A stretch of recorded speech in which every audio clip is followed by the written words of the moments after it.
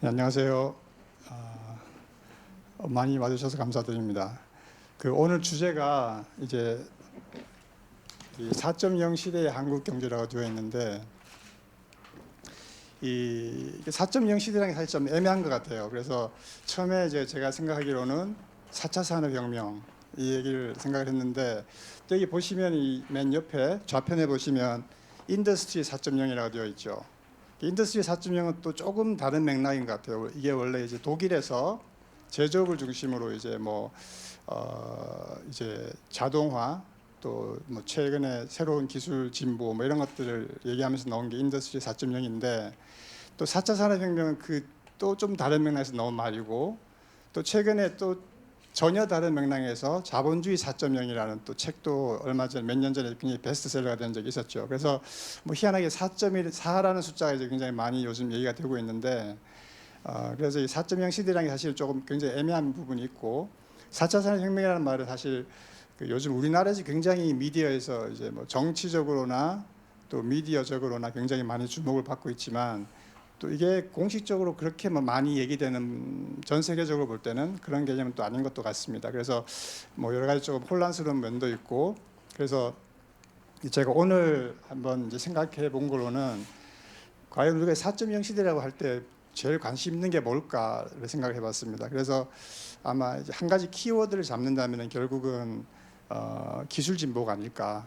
가장 큰 어떤 화두라고 하면 4.0 시대의 가장 큰 부분은 기술 진보가 아닐까. 그리고 거기에 따른 여러 가지 파급 효과, 이런 것도 한번 짚어보면 좋겠다는 생각에서 이렇게 슬라이드를 만들었습니다. 자, 이분은 이제 아리스토텔레스인데, 제가 찾아보니까 예전에 이런 그 정치학, 아리스토텔레스 정치학이 굉장히 유명한 책인데, 거기에 이런 부분이 있더라고요. 이제 만일 모든 도구가 우리의 명령을 받거나 뜻을 알아서 미리 뭐 다 할 수가 있다면 우리에게는 이제 노예가 필요 없을 것이다. 주인에게는 노예가 필요 없고, 장인에게는 조수가 필요 없고, 그런 시대가 올 것이다라고 말이 있습니다. 근데 물론 이제 뭐 아실지 모르겠지만 아리스토텔레스가 그 옛날 분이다 보니까 지금하고는 상당히 안 맞는 부분이 있었죠. 그 사람의 사상이. 그래서 이 말을 했던 배경은 사실은 이분이 노예제를 이렇게 정당화하려고 굉장히 노력을 많이 했잖아요. 그래서 굉장히 다양한 식으로 노예제를 스스로 정당화하기 위해서 굉장히 노력을 많이 했는데, 그럼에도 불구하고 스스로도 이제 약간의 그 모순 같은 게 이제 논리적으로 설명하기 어려운 그런 어려운 점들을 이제 가끔 그래서 나타내고는 있습니다. 그래서 이 얘기를 할 때는 이제 노예라는 게 왜 필요한가? 노예는 일종의 도구다. 사람에게 필요 불가결한 도구이기 때문에 노예라는 것을 우리가 사회적으로 받아들일 수밖에 없다. 사실 약간 그런 맥락에서 나온 얘기긴 합니다. 그렇지만 또 전혀 오늘의 맥락과 안 맞는 건 아닌 것이, 어쨌든 그런 이제 도구가 우리가 원하는 뭐 작업들을 굉장히 효율적으로, 마치 그 인간인 노예가 하듯이 그런 일을 해줄 수 있는 기계나 도구가 있다면 사실 노예 제도가 필요 없겠죠. 그러니까 사람이 할 수 있는 일을 기계가 할 수 있는 그런 시대를 이 사람이 옛날에도 이제 미리 상상을 했던 그런 것처럼 보입니다. 그래서 이런 시대가 온다면 뭐 일종의 유토피아라고 할 수도 있겠죠. 근데 이제 기술 진보에 대해서는 이렇게 뭐 우리가 여러 가지 SF 같은 데를 보더라도 유토피아적인 면도 있지만 또 디스토피아적인 그런 그 비전을 제시하는 사람들도 굉장히 많이 있죠. 최근에는 이제 뭐 일론 머스크 같은 사람은, 이 사람이 트위터인가요 이게? 제가 뭐 어디서 가져왔는지 모르겠네요. 여기 작게 이제 나와 있는 부분을, 이 부분을 이제 보시면은 이 사람 뭐 이제 킬러 머신 이런 얘기도 했었고, 얼마 전에 이제 이런 로봇 기술이 발달하다 보면은 대량 학살하는 로봇이 나올 것이다. 킬러 머신, 그런 걱정도 많이 했고, 여기 보시면은 이제 AI 같은 것들을 서로 국가들이 경쟁적으로 추구하다 보면은 3차 대전이 일어날 것 같다. 이제 그런 얘기도 하고 있습니다. 그래서 지금 기술 진보에 대해서 굉장히 다양한 상반되는 견해들이 있고, 뭐 앞으로 어떤 우리 사회에 어떤 영향을 미칠지에 대해서 굉장히 이제 뭐 관심이 많은 그런 시대인 것 같습니다. 그래서 이제 기술 진보란 무엇이며 또 그 파급 효과는 어떨 것인지를 한번 이제 뭐 여러 가지 측면에서 얘기를 해보려고 하는데, 아무래도 이제 우리가 그동안 겪어왔던 경험에 기초해서 살펴보는 게 제일 필요할 것 같습니다. 왜냐하면은 뭐 미래에 물론 우리가 예상하지 못한 형태의 기술 진보가 일어날 수는 있겠지만 그래도 우리가 가지고 있는 정보라는 것이 그동안 우리 경험이 최고의 정보니까 그래서 먼저 이제 제가 경제학과 있다 보니까 이 경제학적인 슬라이드가 딱 하나 들어 있습니다. 그래서 수식이 조금 나올 텐데 요거밖에 없으니까 너무 걱정하지 마시고 하나만 보여드릴게요. 이게 이제 경제학 과목 들으신 분은 알겠지만 생산함수라는 겁니다. 그래서 y가 생산이고 f는 함수란 뜻이고 펑션이니까 생산이 k와 l의 함수다. 여기서 k는 자본이고 l은 노동입니다. 그러니까 사람 노동력을 L이라고 표시했고요. 그래서 사람이 도구 K는 뭐 일종의 자본인데 도구라고 보시면 되겠죠. 사람들이 노동할 때 가지고 하는 도구. 사람이 도구를 가지고서 생산을 한다 이렇게 보시면 되겠습니다. 그럼 이 생산 특히 이제 1인당 생산 한 사람이 생산할 수 있는 물건의 양 그 생산성이라고 했을 텐데 그 생산성을 결정하는 것은 무엇일까? 생산성이 커지려면 어떻게 해야 될 것인가를 생각해 보면 이 자본이 캐피탈이 더 많아지면 당연히 한 사람이 생산할 수 있는 게 더 많아지겠죠. 도구가 많아지는 거니까. 그러니까 이게 자본 축적이라고 볼 수가 있고요. 아니면 A 곱하기 K 아니면 B 곱하기 L처럼 주어진 양의 K와 L이 뭔가 앞에 곱해져서 그 유효하게 더 일할 수 있는 능력이 더 커지면 이걸 이제 기술 진보라고 말할 수가 있는데요. 똑같은 양의 K와 L이 생산을 더 많이 할 수 있게 하는 거니까 A와 B가 높아지면은 똑같은 양의 노동과 자본으로 생산을 더 많이 할 수 있다. 그래서 이런 걸 이제 기술 진보라고 하고 특히 K에 곱해진 A가 커지는 것을 자본 확충적 기술 진보라고 하고 요거를 노동 확충적 기술 진보라고 합니다. 그래서 기술 진보가 일어나도 당연히 생산이 더 많이 이루어지겠죠. 그래서 요걸 마음에 염두에 두시고 간단하게 이제 생각 정리하시고 이제 앞으로 진행을 하면 조금 더 쉬울 것 같아서 보여드렸습니다.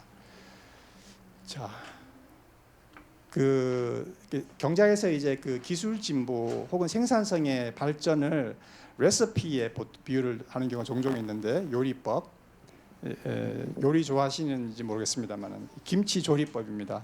그리고 이거는 김치 냉장고. 그래서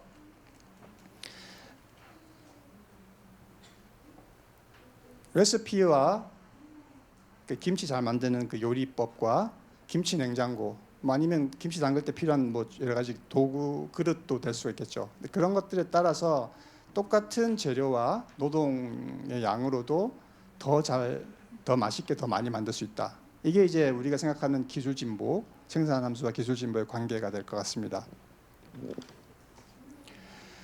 그래서 레시피의 발전을 기술 진보라고 볼 수가 있고, 그다음에 도구가 점점 확대되고 다양화되는 것을 우리가 자본 축적이라고 볼 수 있겠습니다. 그래서 사실 이 두 개가 조금 구분이 애매한 경우가 사실 많이 있습니다. 이게 기술 진보냐 아니면 자본의 축적이냐. 예를 들어서 오늘날의 컴퓨터는 20년, 30년 전의 컴퓨터와 비교하면 똑같은 한 대지만 굉장히 그 용량이 다르죠. 그렇죠?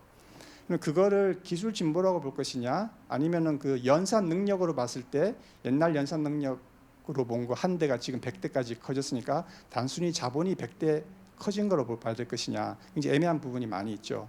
그래서 이제 오늘은 이제 그 구별하기보다는 어차피 두 가지 다 노동 생산성을 높인다는 면에서는 거의 유사하게 작용을 하기 때문에 그래서 기술 진보라고 제가 말씀은 붙였지만 뭐 자본 축적과 같이 결합을 해서 생각하셔도 상관없을 것 같습니다. 그래서 기술 진보와 자본 축적이라는 것이 우리에게 어떤 의미를 가지느냐, 앞으로 어떤 파급 효과를 가질 것이냐, 이제 그렇게 생각하시면 될 것 같습니다. 자, 그래서 제가 몇 가지 질문을 질문 형태로 이렇게 뭐 한 5섹션 정도로 만들었는데 첫 번째 질문이 그럼 기술 진보는 노동자에게 유리할까 하는 겁니다. 뭐 지금까지는 그래 왔던 것 같습니다. 자, 전통적인 기술 진보 이게 지금 뭐 학부 경제학 수업에서 가르치는 그런 내용의 기술 진보인데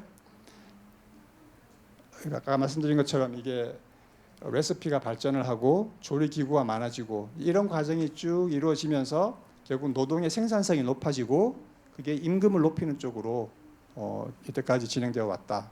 그래서 한 가지 이제 그림을 보여드리면 이게 뒤에 분은 보이실지 모르겠는데 이게 그 기원전 1000년부터 최근까지 3000년 동안의 자료를 어떻게 구했는지 모르겠습니다. 제가 구한 건 아니고 어떤 분 책에서 인용한 것인데 3000년 동안에 1인당 소득 income per person이라고 되어 있습니다. 1인당 소득의 흐름을 보시면 거의 뭐 큰 변동 없다가, 물론 나름대로 큰 변동이었지만 대세의 지장이 없습니다. 지나고 보니까 대세의 변동이 생긴 거는 이때 산업혁명 18세기에 산업혁명 이후에 기하급수적으로 소득이 늘어나는 걸 볼 수가 있습니다. 그러니까 산업혁명이라는 것이 우리 인류 사이에서 얼마나 큰 사건이었는지 단적으로 보여주는 그림인데, 뭐 딴 거 필요 없는 거죠. 뭐 십자군 전쟁이니 뭐 무슨 불교니 뭐 이런 거 전혀 상관없고, 이걸 볼 때는 그냥 산업혁명이 너무나 큰 사건이었다는 걸 알 수가 있습니다. 그러니까 기술 진보라는 것이 우리 경제 생활에 있어서 얼마나 큰 파급 효과를 가지는 것인지 쉽게 보여주는 그림인 것 같습니다. 자, 이것도 이제 유사한 그림인데, 이건 이제 가로축은 인구고요, 세로축은 임금입니다. 뭐 소득으로 보셔도 될 것 같고, 그러면 그 과거에는 어땠는가 하면 이렇게 역의 관계가 있습니다. 이게 무슨 말인가 하면 노동자의 그 임금이 높아졌던 시기는 사람이 죽었던, 사람 수가 줄었을 때만 가능했다. 그러니까 흑사병 때문에 노동 인구가 줄었다든지 이런 경우는 노동이 귀해지니까 당연히 임금이 올라가는 거예요. 근데 그게 아니고는 임금이 올라가는 게 불가능했던 거죠, 옛날에는. 예, 그래서 이게 이제 멜더스의 뭐 그런 이제 함정, 멜더스앤 트랩이라고 하는 그런 현상이 이제 과거에 계속 있었다는 거죠.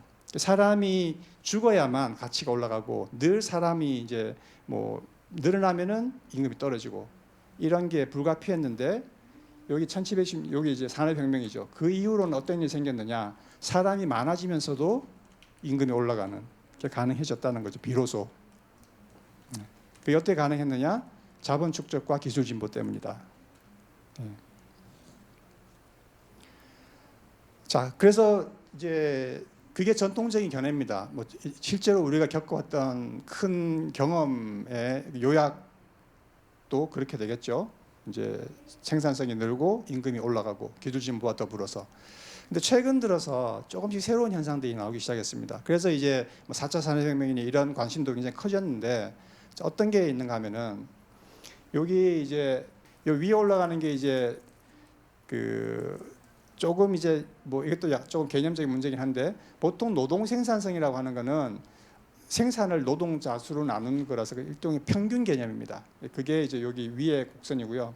GDP도 마찬가지로 이렇게 쭉 올라가고 있고, 옛날에 어땠는가 하면 이거랑 요게 이제 요건가? 요거 같으네요. 빨간색이 이제 임금인데 쭉 같이 올라왔었는데, 최근 들어서 한 2000년 가까이 돼가지고 이 임금의 증가 속도가 좀 느려지기 시작했다는 거죠. 노동 생산성이나 GDP는 쭉 증가 추세를 유지하고 있는데, 임금이 그만큼 빨리 올라가지 않게 되는 그 괴리 현상이 나타나는 걸 알 수가 있습니다. 그래서 왜 이런 일이 생기고 있을까? 이거와 관련해서 조금 더 여러분들이 많이 보셨을 것 같은 그림이 뭐냐 하면은, 이게 전체 소득에서 노동자들의 소득이 차지하는 비중입니다. 노동소득. 노동자들의 소득이라 하면 약간 좀 미슬리딩한 부분이 있는데, 노동소득, 일한 대가로 받는 사람들의 소득. 사람들 소득 중에는 자본소득도 있고 노동소득도 있겠죠. 은행에 예금해서 이자가 발생하는 것은 자본소득이고, 월급 받아서 뭐 그건 이제 근로소득이 되겠죠. 근데 그 노동소득이 차지하는 비중이 대체로 한 3분의 2 정도라는 게 교과서에 나오는 얘기입니다. 66% 정도, 3분의 2니까. 거의 그렇게 가다가 60% 정도 이렇게 가다가 2000년 이후로부터 이렇게 많이 떨어지고 있습니다. 이게 미국의 예인데요. 전 세계적으로 공통적으로 발견되는 현상입니다. 이게 앞에 얘기랑 사실은 같은 얘기예요. 임금이 다른 거에 비해서 빨리 올라가지 않고 있기 때문에 이제 근로자들의 소득이 차지하는 비중이 줄어드는 것이죠. 왜 이런 일이 생기고 있을까? 옛날에는 안 그랬는데, 우리나라 그림을 보면 우리나라도 이렇습니다. 70% 하다가 50%까지. 이건 이제 PWT라는 데이터베이스에 이제 여러 국가들 자료가 나와 있는 그 데이터베이스인데, 그걸 이용한 것이고, 근데 조금 이제 뒤에 그 설명을 드리겠지만 왜 이런 현상이 발생한가에 대해서 한 가지 가설이 통계적인 문제다. 이거는 어떤 진짜 실질적인 변화가 발생한 게 아니라 통계적으로 어떻게 데이터를 만드는 과정에서 발생하는 일종의 오류 같은 것이다라는 주장도 있습니다. 한국의 특히 이게 좀 relevant한 설명인데 뭐냐면은 요 위에 게 OECD가 발표한 한국의 노동소득 분배율입니다. 그러니까 쭉 떨어지고 있죠. 근데 여기서 문제가 뭐냐면은 자영업자의 소득은 노동소득인가 자본소득인가? 그 사람들 자기 사업을 영위하니까 어떻게 보면은 자본가 같거든요. 자기 비즈니스가 있으니까. 근데 많은 우리나라 같은 경우는 특히 많은 자영업자들이 그냥 혼자서 셀프 인플로이드해서 딴 사람 없이 혼자 일하는 사람들도 많거든요. 사실상 노동자죠.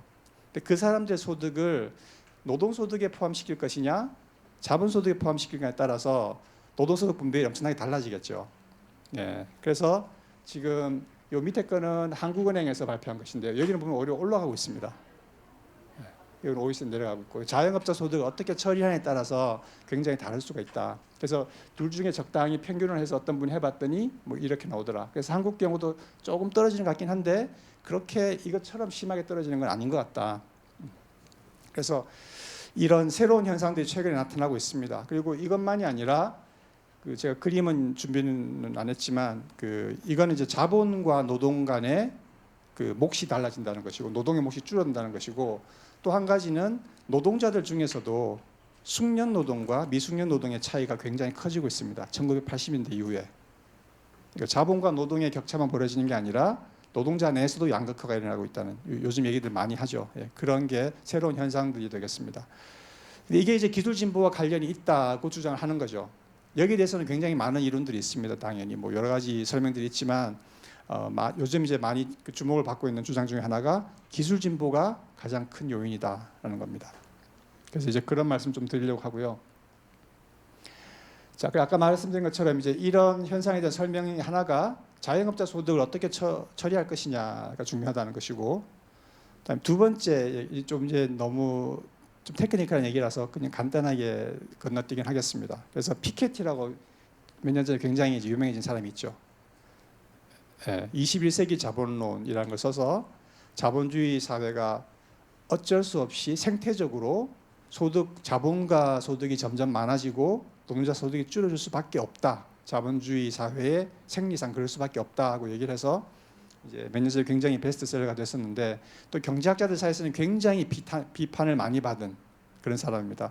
그냥 인기 얻으려고 책 아무렇게나 써가지고 막 데이터도 왜곡하고 막 이렇게 이제 비판도 많이 받은 사람인데 어쨌든 이 사람이 얘기하는 거는 자본이 점점 축적되는데 그런 경우에 자본과 노동의 대체 탄력성, 또 경제학 용어가 나왔습니다만은 제가 이걸 준비하다 보니까 진짜 이게 대체냐 인간과 기계 혹은 노동과 자본 간의 관계가 대체 관계냐 아니면 보완 관계냐 이게 굉장히 중요하다는 생각이 듭니다. 그래서 제가 굳이 이 대체 탄력성의 말을 그대로 킵을 했는데 많이 익숙하지 않으실 겁니다. 근데 이게 결국은 무슨 말인가 하면은 자본이 노동을 얼마나 쉽게 대체할 수 있느냐 하는 얘기입니다. 기계가 인간 노동을 생산 활동에 있어서 기계가 인간을 얼마나 대체해서 뭐 그 자리를 차지할 수 있느냐 이런 게 대체 탄력성이라고 할 수가 있을 텐데 피케티의 생각으로는 대체 탄력성이 1보다 큰 것 같다. 1이 이제 제일 뭐라 그러나 베이직한 경우이고 우리가 학부 경제가 생각하는 그런 모델에서의 그 탄력성입니다. 근데 그것보다 더 높다고 생각하는 거죠. 피케티는. 그런 경우에 자본이 점점 많아지면 그러면 자본이 가져가는 소득 몫이 커질 수밖에 없다. 이렇게 얘기를 하고요. 여기에 대해서 또 정반대로 얘기하는 분도 있습니다. 이분은 하버드에 계신 분인데 이분은 자본 축적이 이루어진 건 사실이지만 노동자의 인적 자본은 더 빨리 축적했고 따라서 자본 생산 비율은 오히려 하락해 왔다. 이런 경우에는 자본과 노동의 대체 탄력성이 1보다 작아야지만 최근에 그 노동 소득이 줄어들고 자본 소득의 몫이 커지는 걸 설명할 수 있다. 이게 완전 반대를 얘기하고 있습니다. 두 가지가 상반되는 가설인데 현실은 어떠냐? 많은 사람들이 얘기하는 게 자본 생산 비율이 축적된 걸 맞아요. 이거는 피케티 부분이 맞는 것 같아요. 근데 대체 탄력성이 1보다 작다는 결과가 대부분이에요. 그러니까 두 개가 다 솔직히 모순되고 있으니까 둘 다 설명이 좀 불완전한 부분이 있죠. 보다 최근에는 이제 또 그걸 다 받아들이면서 자본이 높아진 건 맞지만 대체 탄력성이 1보다 작은 것 같다. 그런데 자동화라는 뭔가 또 새로운 이제 요소를 집어넣어 가지고 설명하는 그런 이제 가설도 나오고 있습니다. 어쨌든 굉장히 다양한 얘기들이 나오고 있고 최근에 이런 변화들에 대해서 경제학자들이 고민을 굉장히 많이 하고 있습니다. 근데 이제 아직 답은 모르는 거죠. 아까 보신 것처럼 다 2016년, 2017년 막 최근 논문들이에요. 그러니까 아직까지 굉장히 고민을 많이 하고 있는 부분이고, 그래서 사람들마다 자기들이 생각하는 견해가 다르기 때문에 정책적 제안도 상당히 다릅니다. 피케티 같은 사람은 자본이 축적되면 자본가는 상대적으로 부자가 되고 노동자는 가난해지니까 자본 축적을 막아야 된다.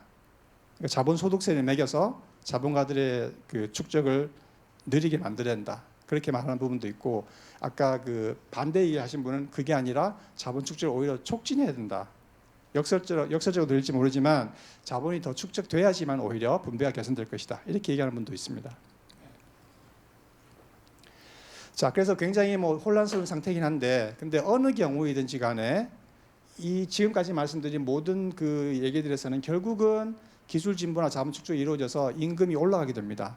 올라가는 속도가 느려질지는 모르지만, 그래서 상대적으로 분배가 악화돼서 문제가 되는지 모르겠지만 그래도 노동자들이 좋아지는 건 사실이거든요.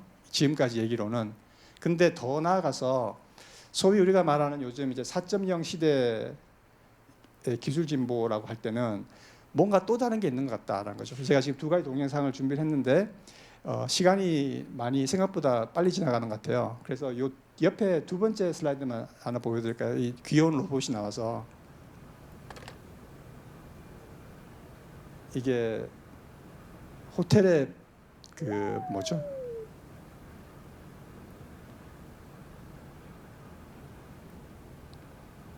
심부름 로봇인 것 같아요. 근데 스타워즈에 나오는 R2D2 같이 그 목소리도 비슷하고, 그래서 엘리베이터 타고 가서 전해주고 이런 로봇입니다. 그 최근에 얘기가 많이 되고 있는 AI라든지 로봇이라든 게 기존의 기술이나 자본과 다른 점이 뭘까를 생각해 보면, 기존의 자본이라는 게 사람들이 노동할 때 필요한 도구였다면, 사람이 그걸 가지고 일함으로써 나의 생산성을 높이는 일종의 도구로서의 자본이나 기술 진보였다면, 얘들은 직접 인간을 대체할 수 있는 것 같다 이거죠. 그냥 인간 자체의 일을 얘가 그대로 할 수 있는, 인간을 완전히 리플레이스 할 수 있는 그런 기술이 도입되고 있다는 면에서 조금 다를 수도 있다는 생각이 듭니다.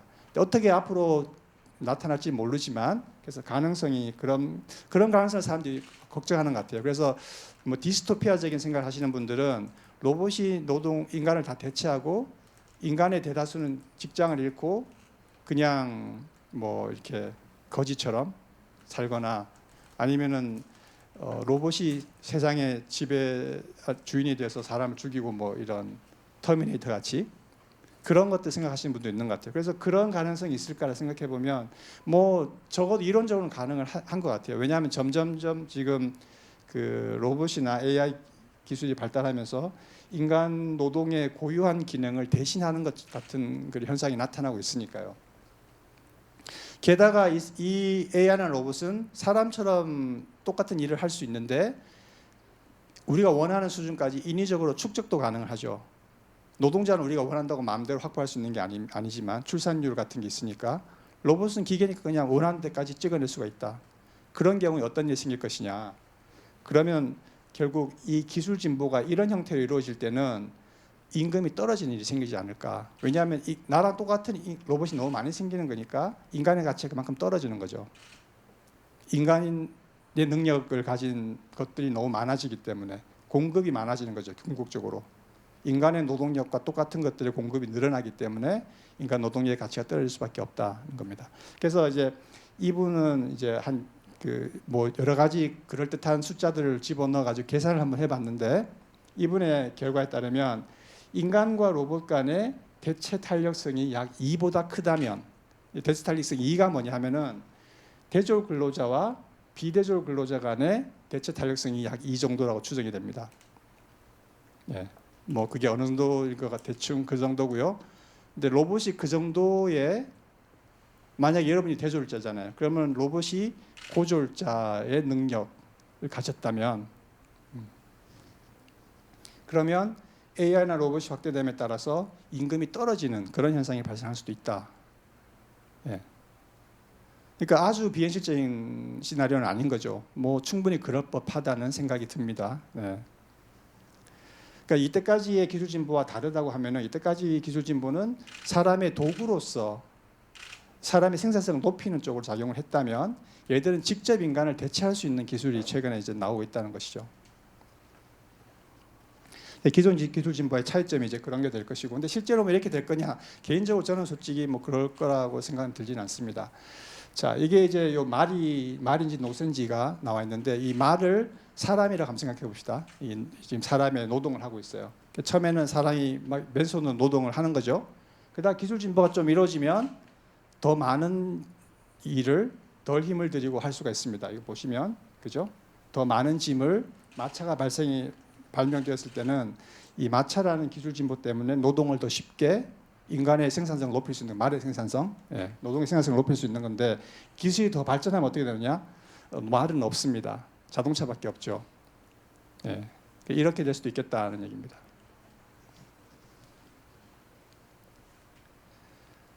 자, 그래서 중요한 게 이 앞으로의 기술 진보가 인간 노동력의 생산성을 높여주는 도구로서 일종의 보완제로서 발전을 할 것이냐 아니면은 인간을 자체를 대체할 수 있는 것 쪽으로 이루어질 것이냐 이게 상당히 중요한 이슈가 될 것 같습니다. 그래서 마차가 초기에 이제 기술 진보라는 게 마차라면 처음에는 이게 말의 노동력을 보완하는 거였지만 더 발전해서 나타난 자동차라는 그 새로운 기술은 말을 완전히 대체해 버렸다. 그래서 기술 진보가 초기에는 보완적이지만 점차 대체적으로 발전할 수도 있겠다라는 얘기입니다. 자, 그 한 가지 이제 질문을 드렸고 두 번째 질문은 기술 진보는 그 모든 노동자에게 똑같이 작용을 할까? 이제 기본적으로 이때까지 발생한 기술 진보는 뭐 앞으로도 될지 모르겠지만 그래도 노동자들 전체들에게 임금을 높이는 쪽으로 작용을 했다. 근데 모든 노동자에게 똑같이 작용을 할까 하는 얘기입니다. 여기서는 이제 기술 편향적 혹은 숙련 편향적 기술 진보라는 게 스킬 바이어스드 기술 진보라는 겁니다. 그러니까 요즘 기술 진보가 최근에 어떻게 이루어졌는가 하면은 스킬이 있는 사람들이 유리하도록 기술 진보가 이루어졌다라는 겁니다. 그러니까 컴퓨터 같은 거, 그 뭐 디지털 리터러시라고 하죠. 그런 게 없는 사람들은 컴퓨터 못 쓰니까 컴퓨터의 발전은 디지털 리터러시가 있는 사람의 생산성만 높이는 거죠. 그런 게 숙련 편향적 기술 진보입니다. 그래서 여기서 말하는 스킬이라는 게 뭐 그렇게 보면은 이제 교육 수준일 수도 있고요. 교육을 잘 받은 사람은 그런 스킬이 있는 거고, 좀 더 본질적으로는 그냥 사람 자체 능력이 새로운 기술과 도구를 얼마나 쉽게 잘 받아들여서 쓸 수 있는 능력이 있느냐, 그런 게 이제 여기서 말하는 광의의 스킬이 되겠습니다. 그런 스킬이 있는 사람들이 유리해지는 쪽으로 기술이 발전한 거죠. 그래서 그런 스킬이 없는 사람한테는 아무런 혜택이 가지 않는 그런 쪽으로 지금 기술 진보가 이루어졌다. 그래서 숙련 노동과 비숙련 노동의 차이가 커지고 있다는 거고요. 이게 이제 미국의 이건 남자, 이건 여자인데요. 학력별 임금입니다. 이게 이제 뭐 대졸 임금이고 밑에는 이게 초등교육인 것 같아요. 초등교육 같은 경우 오히려 막 떨어지고 있죠. 이거는 조금 과장된 면이 있을 수도 있는 게 점점점 시간이 지날수록 평균 학력이 높아지잖아요. 옛날에 초등만 졸업한 사람은 좀 있었지만 지금은 거의 없단 말이죠. 지금 초졸로 잡힌 사람은 옛날에 초등학교 졸업한 사람보다는 훨씬 더 풀 자체가 좀 다르겠죠. 옛날보다 훨씬 더 뭐 빈곤층이고 여러 가지 문제가 있는 사람들이 초졸로 잡혔기 때문에 그래서 임금이 더 낮아진 것 같은 면이 있을 겁니다 아마. 그래서 실제로 이 사람들이 떨어졌다기보다는 요거는 이제 인구 구성이 좀 달라졌을 거라 생각이 들고요. 어쨌든 분명한 것은 굉장히 격차가 커지고 있다는 거. 남자도 그렇고 여자도 그렇고. 여기서 이제 스킬의 그 기준으로서 학력을 본 거고요. 한국은 어떨 것 같습니까?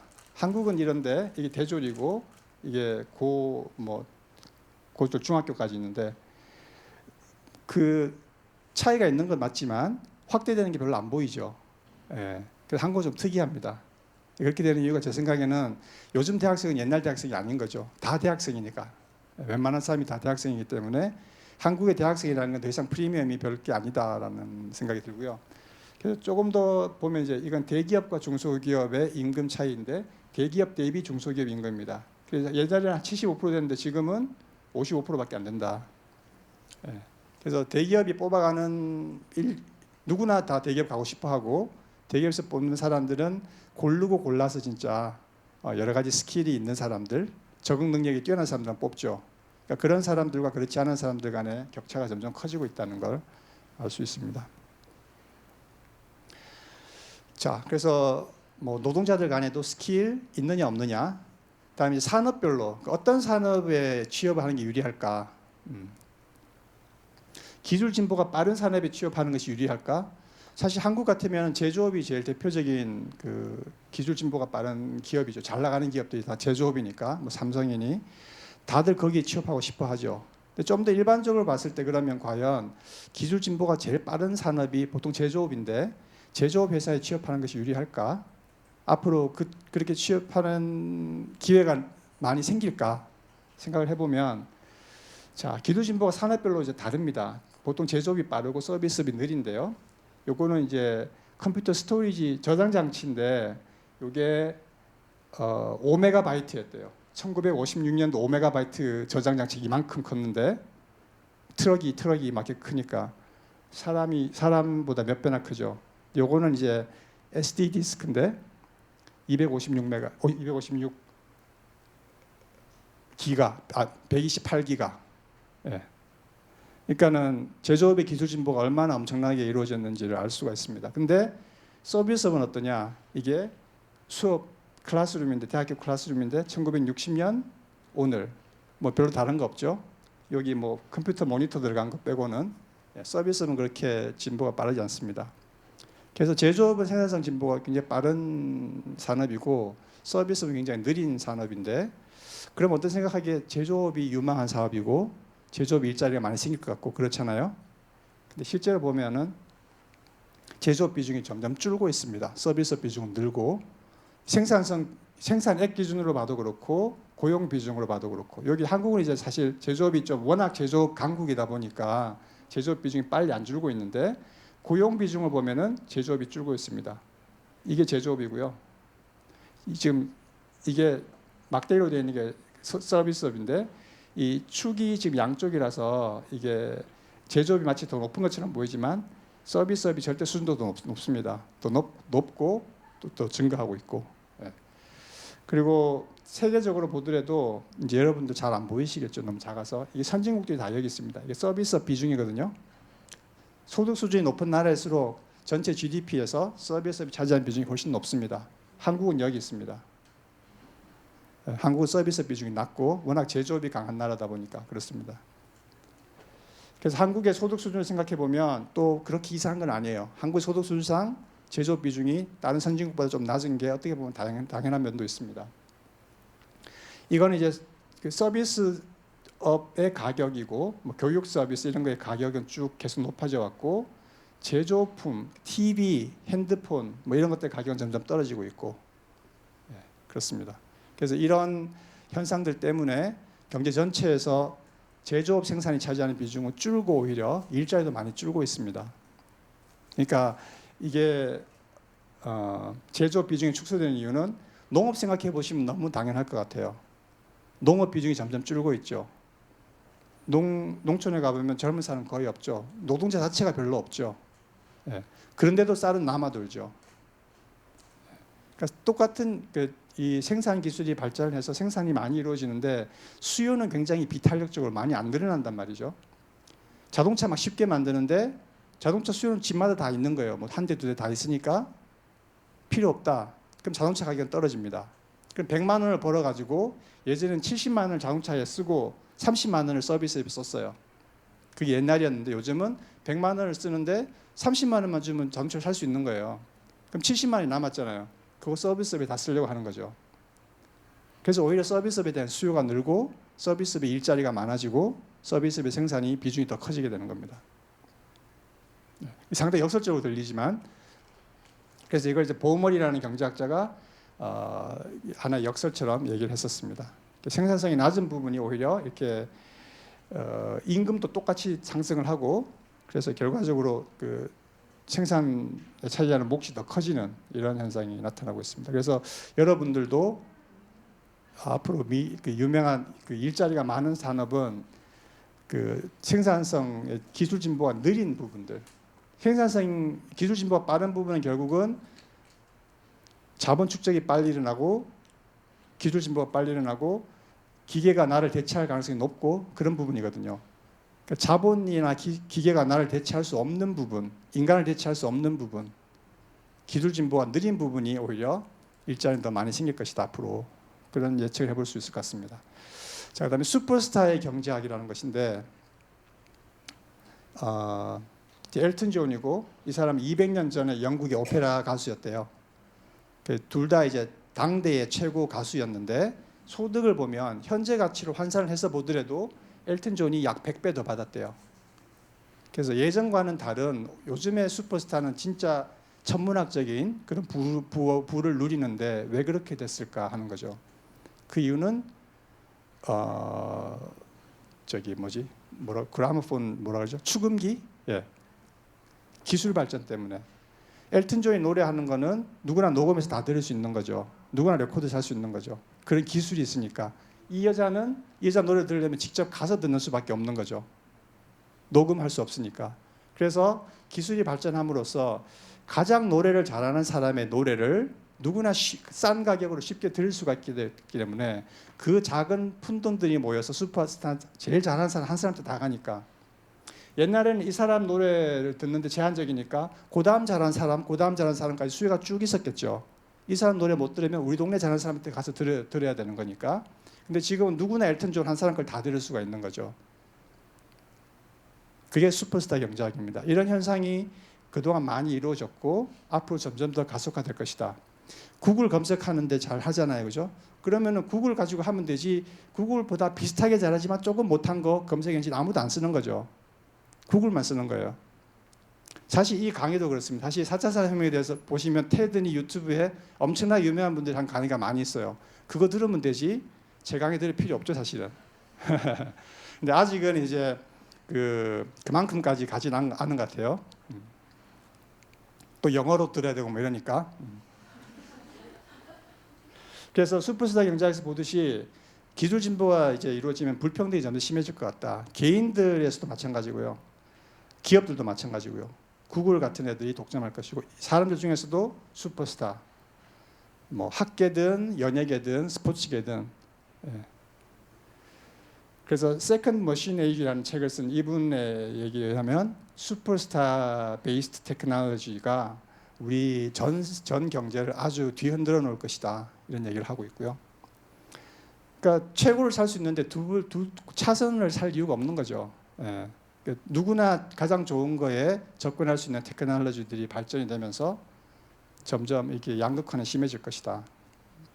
이게 어떻게 생각하면 그 스킬 바이어스트 기술 진보의 아주 극단적인 형태라고 말할 수 있겠죠. 제일 좋은 사람이 모든 걸 다 혜택을 보는 쪽으로 기술 진보가 이루어지는.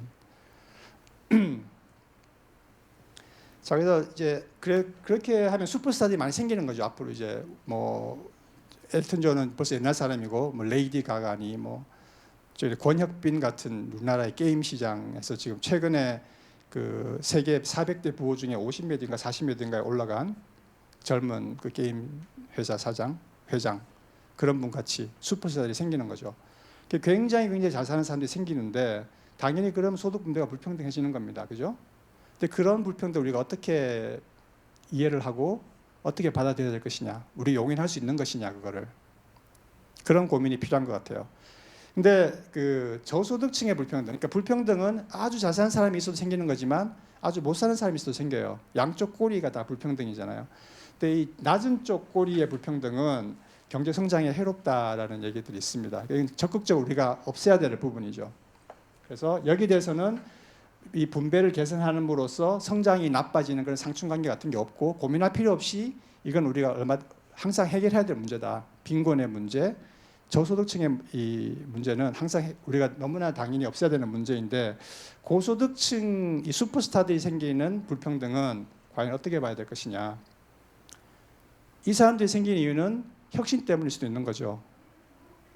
그렇잖아요. 아마존, 구글, 페이스북 이런 사람들 다 갑부가 된 게 새로운 기술, 혁신을 가져왔기 때문에 갑부가 된 거죠.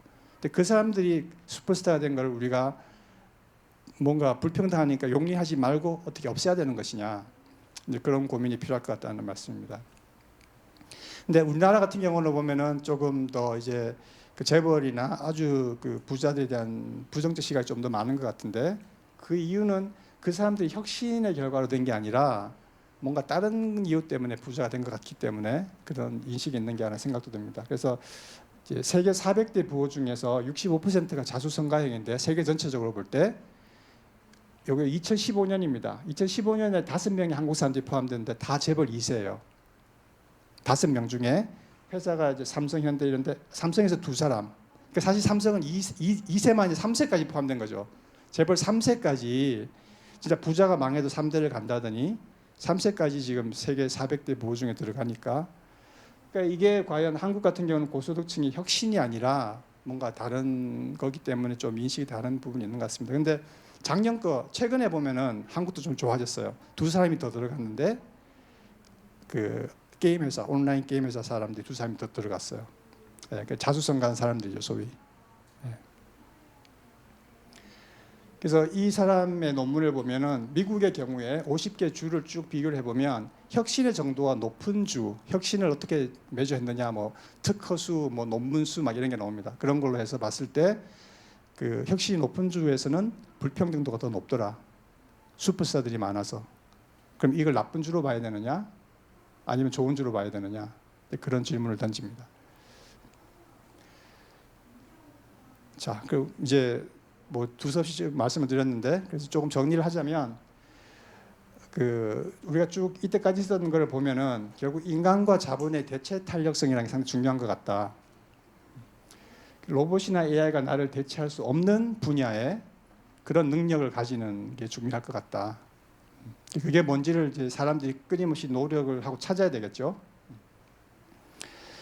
그 대체할 수 없고, 내가 오히려 적극적으로 로봇과 AI를, 사람들이 로봇이나 AI를 나의 도구로서, 내 노동 활동의 보완제로서 쓸 수 있는 능력, 그런 산업들이 많이 생겨야 되겠죠. 그다음에 분배적 정의에 대해서도 보다 근본적인 고민이 필요할 것 같다. 특히 탑 인컴 이니퀄리티에 대해서, 아주 갑부들이 생기는 것에 대해서 어떻게 생각해야 될 것이냐. 그래서 앞으로 이제 기술 진보가 점점 발전되면은 뭐 이제 공유 경제, 플랫폼 경제, 이런 굉장히 효율적인 시장들이 많이 생기고 있잖아요. 뭐 에어비앤비니 우버라든지 뭐 빌려주고 하는 그런 것들이 굉장히 자원을 효율적으로 쓰는 것이고, 그래서 경제 성장이나 뭐 효율적인 측면에서는 굉장히 이제 진보가 많이 이루어질 것 같습니다. 그래서 사실은 가장 큰 문제는 이제 분배 문제가 아닐까, 일자리와 분배 문제일 것 같은데, 분배는 아마 악화될 것 같다. 그래서 우리가 이제 분배에 대해서 어떤 생각을 가져야 될 것이냐, 분배적 정의가, 우리가 원하는 분배적 정의는 무엇이냐, 그런 고민이 필요할 것 같고요. 그다음에 포드와 이 사람 대화가 재밌는 게 있는데, 포드는 알다시피 자동차 생산을 대량화한 그 사람이고요. 이 사람은 자동차 노조 위원장이었대요. 자동차 노조가 워낙 막강한 노조니까 이 사람도 유명한 사람인데, 둘이 대화를 했는데 이렇게 했어요. 이 사람이, 포드가 루트한테 자기 공장을 보여주면서 기계들이 막 노동자 넣고 기계들이 막 자동차 찍어내고 있는 거죠. 그러니까 이제 노동자 필요 없다는 식으로 이렇게 얘기를 한 거죠. walter, 당신이 저 기계들에게 노조 회원비를 어떻게 받아내겠소? 이렇게 얘기를 했대요. 기계가 뭐 낼 리가 없죠. 그러니까 그런 거 필요 없다. 우리는 기계가 다 자동차 만들어내니까 노조 같은 거 필요 없다. 이렇게 생각한 거죠, 이 사람은. 그랬더니 이 사람이 뭐라고 얘기했는가 하면은, 그러면 포드 당신은 저렇게 만드는 자동차를 기계가 사도록 어떻게 만들겠느냐? 누가 사겠느냐 하는, 노동자가 쓰는 자동차 살 사람도 없는 거죠. 예. 그래서 기술 진보가 이루어져서 대량 생산이 이루어지고 로봇이나 뭐 AI가 노동력을 다 대체하는 그런 세계는 물건을 살 사람이 없겠죠. 그런 극단적인 상황이 온다 그러면. 근데 지금까지 보면은 다 성공한 기업들은 굉장히 많은 대다수의 사람들의 구매력을 기반을 하고 있습니다. 스타벅스라든지 아마존이라든지 온라인 게임이라든지 다 다수의 사람들이 푼돈을 모아서 성공하는 기업들이거든요. 그러니까 다수의 사람들의 구매력이 없으면 자동화니 기술 진보도 유지될 수가 없을 것 같아요, 제 생각에는. 네, 그래서 분명히 뭐 어떤 식으로 분배가 일어나긴 하겠지만, 대다수의 사람이 일자리를 잃고 대다수의 사람이 빈곤층이 되는 그런 미래는 아닐 것 같고, 오히려 대다수의 사람이 분명히 지금보다 더 부와 뭐 소비를 누릴 수 있는 그런 사회가 되긴 될 거라고 생각이 듭니다. 자, 그래서 이와 관련해서 또 많이 요즘 얘기가 되고 있는 기본소득이라는 게 있는데, 뭐 사람 아무 조건 없이 1인당 무조건 월 100만 원씩 주겠다. 덴마크에서 뭐 스위스에서 월 300만 원씩 주겠다. 이런 얘기들이 나오고 있습니다. 이런 얘기가 나오는 게 한국에서는 또 굉장히 왜곡돼서 뭐 도입 얘기가 되기도 했는데 그 배경에는 점점 기술 진보가 이루어지면서 일자리를 잃어버리는 사람도 많고 나중에 새로운 일자리를 찾아갈지 모르겠지만 그 이렇게 이전하는 트랜지션 기간 동안에는 분명히 혼란이 있을 거거든요. 일자리 잃어버리는 사람들이 많을 거거든요. 그래서 그런 복지 차원에서 도입된 얘기인데 당연히 비용이 많이 들겠죠. 근데 그런 얘기들이 요즘 많이 이루어지고 있는 거는 드디어 사람들이 기술 진보가 굉장히 이제 높아지다 보니까 저런 것까지도 우리가 뭔가 오포드 할 수 있는 전혀 불가능하진 않은 옛날 같으면은 무조건 1인당 무조건 100만 원 준다는 얘기가 그게 가능했겠어요. 근데 그 정도로 우리 경제가 발전했구나라는 생각이 듭니다. 그래서 그런 이제 분위기가 무르익었기 때문에 나오는 얘기인 것도 같고요. 뭐 요즘 사람들의 수명이 점점 늘다 보니까 언제 조금만 더 지나면 사람들이 영원히 안 죽는다는 얘기도 나오는데 그런 게 이제 특이점입니다. 싱귤레리티의 특이점인데 점점 기술이 발전하다 보면 나중에는 인간이 다 생활고로부터 해방돼서 이제 자유롭게 막 레저를 즐기고 막 그런 것도 실제로 이런 걸 심각하게 연구하는 경제학자도 있습니다. 대가들 중에. 예. 그래서 뭔가 이제 이런 얘기들이 나오는 것도 좀 다른 맥락에서 우리나라에 얘기가 되고 있지만 어떻게 생각해 보면은 그만큼 생산성이 높아져서 뭔가 이렇게 저런 얘기까지 할 수 있는 정도로 우리가 경제적인 능력이 높아졌기 때문이라는 생각도 듭니다. 그래서 마지막으로 얘기를 드릴 거는 이제 기술 진보라는 게 사실 뭔지 굉장히 애매하고 지금 4차 산업혁명이 뭐 미디어에서 굉장히 얘기가 많이 되고 올해 한 해만도 한 100차례 넘었던 것 같아요. 온갖 뭐 컨퍼런스니 뭐 세미나 뭐 굉장히 많은데 너무 좀 이렇게 뭐라 그러나 오남용되는 듯한 느낌이 있습니다. 예, 사실 누구도 뭔지 정확하게 모르고 있는데 서로 뭐 다 4차 산업이라는 얘기만 붙여서 다 펀딩하고 뭐 일 벌리고 이런 거죠. 예. 그래서 그런 게 상당히 위험하다는 생각이 들고 작년에 작년이었나요? 올해였나요? 대선 주자 중에 기본소득 얘기하신 분이 있어요. 120만 원 모든 사람에게 주겠다. 저는 우리나라 그만큼 돈이 있나? 우리나라 그렇게 잘 살게 됐나 고 자세히 봤더니 연 120만 원이더라고요. 연 120만 원이 전혀 기본소득이 될 수가 없죠. 그러니까 외국에서 얘기되고 있는 건 월 100만 원, 월 300만 원 이 정도 그래야 최저 생활이 가능한 거니까. 근데 연 120만 원을 얘기하면서 기본소득의 말을 붙이는 거예요. 그러니까 굉장히 왜곡한 거죠. 그러니까 4차 산업혁명이니 기본소득이니 최근에 인기 있는 말들을 무조건 갖다 붙여서 이렇게 이렇게 정치적 이용하는 그런 것도 상당히 위험한 것 같습니다. 그래서 뭐 그런 얘기를 마지막으로 말씀드리겠습니다. 네, 이상입니다.